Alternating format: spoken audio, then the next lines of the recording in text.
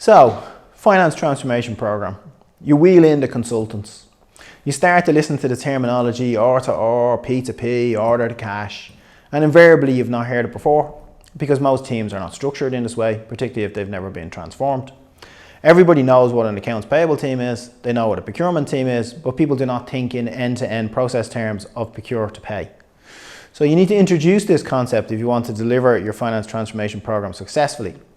But what you want to avoid is one end of the process blaming the other for its problems. Typically your accounts payable process, which is the tail end of the process in terms of finally paying your supplier, faces the challenge upstream from how the procurement processes are set up. Now the only way around this, whether you're talking about AR invoices, AP invoices, or part of the R2R process, is a workshop that involves both ends of the process.